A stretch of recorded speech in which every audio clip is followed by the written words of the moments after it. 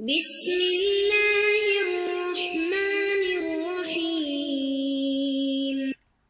الحمد للہ رب العالمین والصلاة والسلام علی اشرف الانبیاء والمرسلین اما بعد فاستعیذ باللہ من الشیطان الرجیم بسم اللہ الرحمن الرحیم السلام علیکم ورحمۃ اللہ وبرکاتہ۔ عزیز طلبہ کرام، امید کرتا ہوں آپ خیر سے ہوں گے۔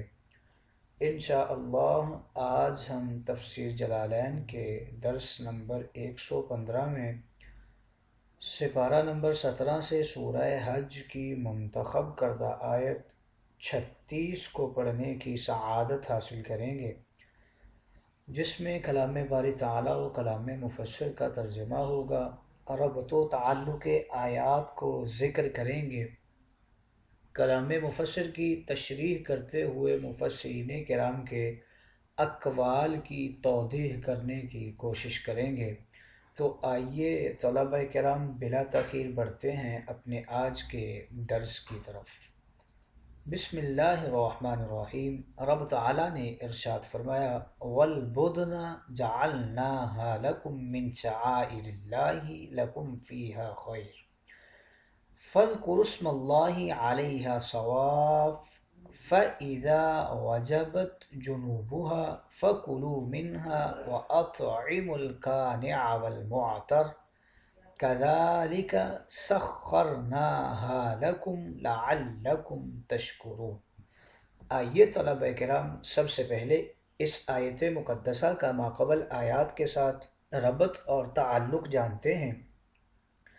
علماء و مفسرین کرام اس آیت مقدسہ کا ماقبل آیات کے ساتھ پہلا ربط اور تعلق کچھ یوں بیان کرتے ہیں کہ پچھلی آیت میں قربانی کے چھوٹے جانوروں کا ذکر ہوا جو دنیا کے ہر خطے اور ہر علاقے میں پائے جاتے ہیں۔ اب اس آیت مقدسہ میں بڑے چوپاؤں کا ذکر ہو رہا ہے جو زیادہ تر عرب میں پایا جاتا ہے اور اسے اونٹ کہتے ہیں۔ دوسرا تعلق گزشتہ آیات میں شعائر اللہ اور ان کی تعظیم کرنے کا ذکر ہوا تھا۔ اب ان آیات میں بتایا جا رہا ہے کہ اونٹ بھی شعائر اللہ میں سے اللہ کی ایک شعر ہے اور اس میں بھی تمہارے لیے خیر ہی خیر ہے۔ آئیے طلبہ کرام ربط و تعلق آیات کے بعد بڑھتے ہیں آج کے درس کے ترجمہ کی طرف۔ بسم اللہ الرحمن الرحیم۔ رب تعالیٰ نے ارشاد فرمایا، وَالْبُدْنَ جَعَلْنَاهَا لَكُم مِّن شَعَائِرِ اللَّهِ لَكُمْ فِيهَا خَيْرٌ۔ بدن کے حوالے سے سب سے پہلے بتا رہے ہیں کہ یہ بادانہ کی جمع ہے اور یہ اونٹ کو کہتے ہیں، اور ہم نے بدنہ کو تمہارے لیے اللہ کے شعائر یعنی اس کے دین کی علامات میں سے بنا دیا ہے۔ لَكُمْ فِيهَا خَيْرٌ، تمہارے لیے ان جانوروں میں، ان شعائر اللہ میں خیر ہی خیر ہے، نفع ہی نفع ہے دنیا کا۔ کما تقدمہ، جیسے پیچھے گزر چکا ہے، جتنی چیزوں کا ذکر کیا ہے، جتنے شعائر اللہ کا، ان میں نفع ہی نفع ہے تمہارے لیے۔ وَأَجْرٌ فِي الْعُقْبَى، اور آخرت میں بھی تمہارے لیے اجر و ثواب ہے۔ فَاذْكُرُوا اسْمَ اللَّهِ عَلَيْهَا عِنْدَ نَحْرِهَا، پس قربانی کے وقت ان کے اوپر اللہ کا نام لیا کرو۔ ثواف، یہ حال واقع ہو رہا ہے، بتا رہے ہیں ثواف کی حالت کو ذکر کر دیا، قربان کرنے کی حالت کو، قائمۃ علی ثلاثۃ معقولۃ الید الیسریٰ، اس حالت میں انہیں ذبح کیا جائے کہ جب وہ اپنی 3 ٹانگوں کے اوپر کھڑے ہوں اور بایاں ہاتھ ان کا بندھا ہوا ہو۔ فَإِذَا وَجَبَتْ جُنُوبُهَا، پس جب وہ اپنی کروٹ پر گریں، سَقَطَتْ إِلَى الْأَرْضِ بَعْدَ النَّهْرِ، یعنی وہ نہر کے بعد زمین پر گر جائیں اور ان کی روح جو ہے وہ پرواز کر جائے۔ وَهُوَ وَقْتُ الْأَكْلِ مِنْهَا، وہ ان میں سے کھانے کا وقت ہے، یعنی اس وقت تم پھر ان میں سے کھا سکتے ہو۔ فَكُلُوا مِنْهَا، پس اسی میں سے تم کھاؤ، ان شئتم، اگر تم چاہو، وَأَطْعِمُوا، اور کھلاؤ تم، اکیلے خود نہیں کھانا، بلکہ دوسروں کو بھی کھلانا ہے۔ کنہیں؟ القانع، قانع کو کھلاؤ۔ قانع وہ ہوتا ہے جسے جو دے دیا جائے اس پر قناعت کرتا ہے اور وہ سوال اور اعتراض نہیں کرتا۔ قانع کو بھی کھلانا ہے، والمعتر، اور معتر کو بھی کھلاؤ۔ یہ بھی سائل کی ایک قسم ہے، جسے دے دیا جائے تو وہ اس کے اوپر مزید سوال بھی کرتا ہے، اعتراض بھی کرتا ہے، یعنی مانگ بھی لیتا ہے۔ کذالک، اسی طرح، ای مثل ذالک التسخیر، یعنی مذکورہ تسخیر کی طرح، سخرناہا لکم، ہم نے مسخر کر دیا ہے تمہارے لیے ان جانوروں کو، اس بدنا کو، بِأَن تُنْہَرْ وَتُرْکَبْ، یہ کہ تم اس کے اوپر سوار بھی ہو جاؤ اور اس کی تم قربانی بھی کر لو۔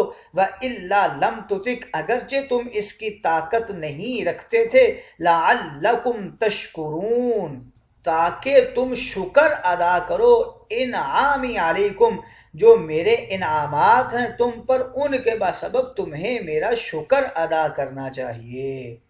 آئیے طلبہ کرام، ترجمہ کے بعد بڑھتے ہیں آج کے درس کی تشریح و توضیح کی طرف۔ یہاں سے بدنا کے حوالہ سے ذکر کر رہے ہیں کہ اسے بھی اللہ نے اپنی نشانیوں میں سے ایک نشانی بنایا ہے۔ اے مسلمانوں، ہم نے تمہاری قربانی کے لیے لحیم، شحیم، عظیم، جسیم، سمین، حلال، طیب، بدنا جانوروں کو، یعنی پختہ عمر والے اونٹ اور گائے کو، شعائر اللہ، اللہ کی نشانیاں بنا دیا ہے، اور ان کو اللہ کی چیز سمجھ کر نیت خالص اور تقوی قلب کے ساتھ ذبح کے وقت ان کے اوپر تم نے اللہ کا نام لینا ہے۔ ان کے اندر تمہارے لیے دنیاوی خیریں بھی ہیں، دنیاوی برکتیں بھی ہیں، اور آخرت کا ثواب بھی ہے۔ جب تم انہیں ذبح کرنے لگو تو ان کے اوپر اللہ کا نام لے لو۔ بدنا کے لغوی معنی کے حوالے سے ذکر کر رہے ہیں کہ بڑے بدن والے کو بدنا کہتے ہیں۔ مفسر کریم نے، صاحب جلالین نے، بدنا سے مراد اونٹ لیا ہے۔ اس کے اندر مفسرین کرام کچھ اور بھی معنی کرتے ہیں۔ شرعی اعتبار سے 7 حصوں والا قربانی کا بہیمہ جانور یا چوپایا اسے بدنا کہا جاتا ہے، اور اصطلاحی معنی میں نر مادہ اونٹ، اور اس کا معنی عظیم، اور یہ جمع ہے بدانہ کی۔ عمر کی پختگی یہ ہے کہ اس کے نطفے سے حمل ٹھہرے۔ اونٹ نر مادہ میں 5 سال، گائے بھینس میں 2 سال، اور بکری دمبے میں 1 سال۔ یہی قربانی حج عقیقے کے لیے صحیح عمریں لازم و معتبر ہیں۔ ایک بھی دن کم نہیں ہونا چاہیے، ان سے زیادہ ہو تو جائز ہے۔ ذبیحہ کے جانوروں کے حوالے سے ذکر کرتے ہیں کہ اس کی 7 قسمیں ہیں۔ بدنا یعنی اونٹ، گائے، بھینس، نر اور مادہ۔ حج یعنی حج کے تمام ذبیحہ، چھوٹے بڑے وہ نر ہوں یا مادہ ہوں۔ تیسرے نمبر پہ دم کفارہ، واجبات حج کے ترک پر جرمانے کا جو ذبیحہ ہوتا ہے، اور چوتھے نمبر پہ اضحیہ یعنی قربانی کے لیے ہر چھوٹا بڑا نر اور مادہ بہیمہ، چوپایا، اون یا بال والا جانور۔ اون والا جانور بھی 1 سال کا لازم ہے، لیکن بامر مجبوری اگر 1 سالہ موجود نہ ہو تو 6 ماہ کا موٹا تازہ جو ہو، جو دیکھنے سے 1 سال کا لگتا ہو، وہ بھی جائز ہے۔ لیکن اگر سال بھر کے موجود ہوں تو ترجیح پھر سال والے کو ہی دی جائے گی۔ صرف نرم گوشت کی نیت سے 6 ماہ کا خریدنا قربانی کے لیے یہ قربانی کو مکروہ کر دیتا ہے۔ 5ویں قسم بیان کر رہے ہیں کہ منت کا ذبیحہ ہو۔ 6 نمبر پہ عام روزمرہ کا جو ذبیحہ ہوتا ہے۔ یہ 6 اقسام، ان کو ہی بہیمۃ الانعام کہا جاتا ہے۔ اور 7ویں قسم یہ شکار کا جو ذبیحہ ہوتا ہے، ان کو صید الانعام کہا جاتا ہے۔ لکم فیہا خیر، اب یہ سارا کچھ کرنے سے ہوگا کیا؟ تمہارے لیے اس میں، ان قربانیوں میں دینی اور دنیاوی بہت سی بلائیاں ہیں۔ مفسرین کرام فرماتے ہیں کہ خیر کی 4 نوعیں ہوتی ہیں: بلائی، منافع، نیکی اور رزق۔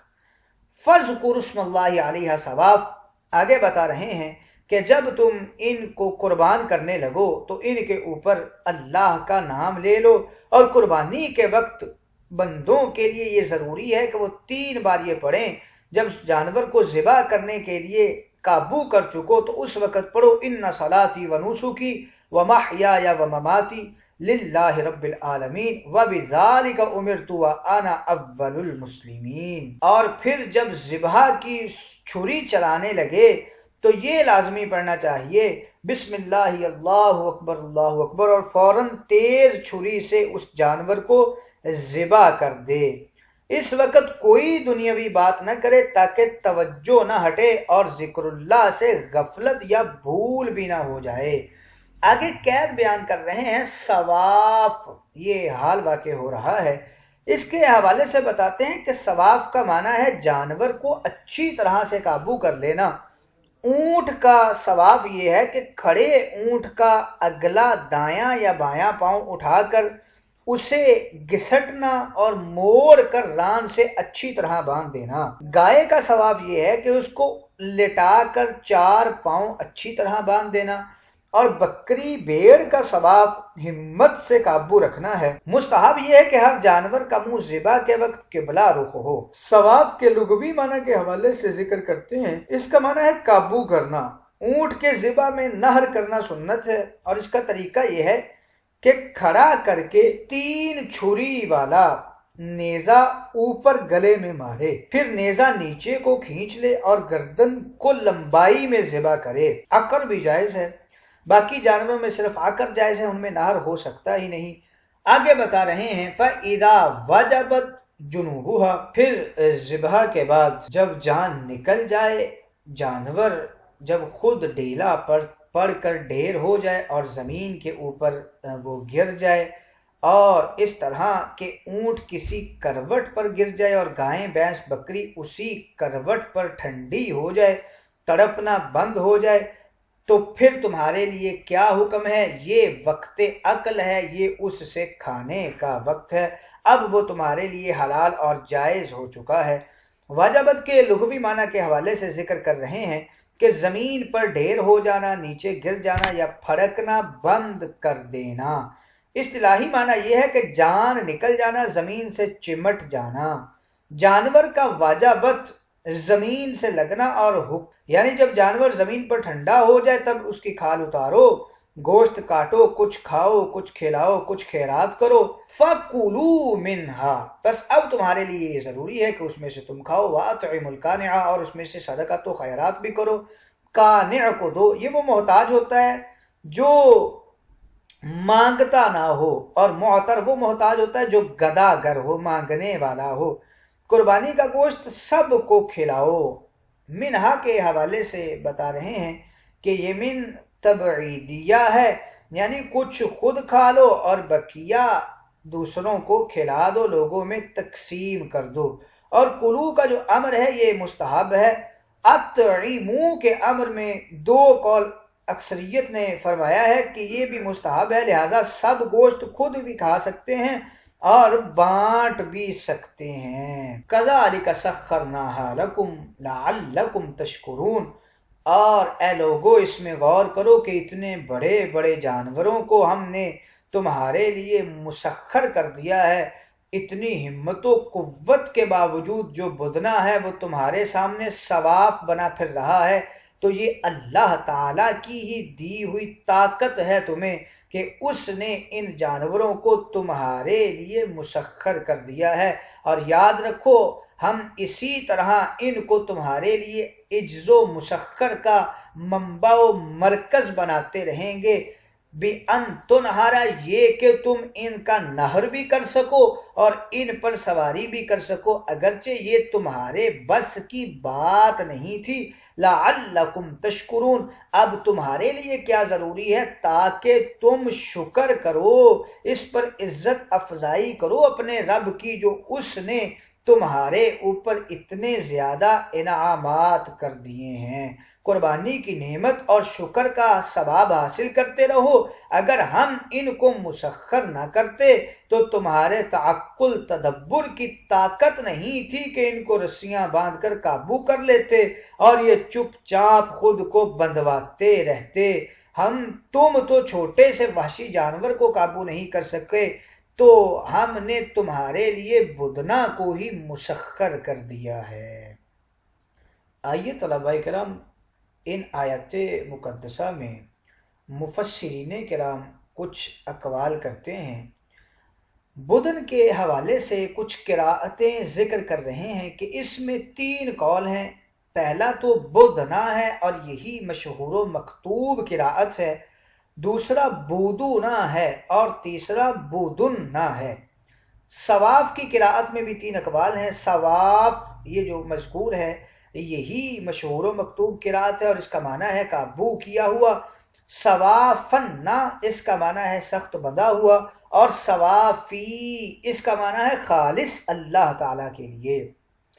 اذا واجبت کے حوالے سے 3 قول ذکر کرتے ہیں۔ بعض نے اس کا معنی کیا ہے اذا ساکتت، جیسے صاحب تفسیر جلالین نے بھی لکھا ہے یعنی جب زمین پر گر جائے، اور بعض نے کہا اس کا معنی اذا ماتت یعنی جب جان نکل جائے، اور بعض نے کہا اس کا معنی اذا فارغت یعنی جب تڑپنا اور پھڑکنا ختم ہو جائے۔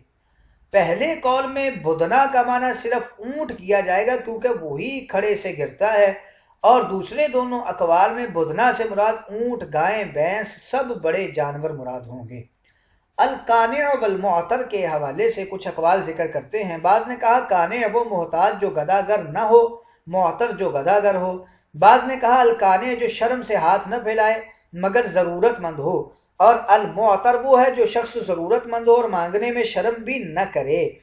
بعض نے کہا کہ القانع وہ محتاج جو نہ آئے نہ مانگے، معتر وہ ہے جو آ بھی جائے اور مانگ بھی دے، اور بعض نے کہا کہ قانع وہ محتاج ہوتا ہے جو حقیقی مسکین ہو، اور معتر وہ ہوتا ہے جو ضرورت مند ہو، جو صاحب نصاب اور قربانی والا نہ ہو۔ بعض نے کہا قانع حرم شریف کے فقراء اور معتر باہر سے آئے ہوئے فقراء کو کہتے ہیں۔ معتر کی قراءت کے اندر 2 قول ذکر کر رہے ہیں، ایک تو یہی معتر جو مشہور و مکتوب ہے، اور دوسرا معتری، یہ شاذ اور متروک قول ہے۔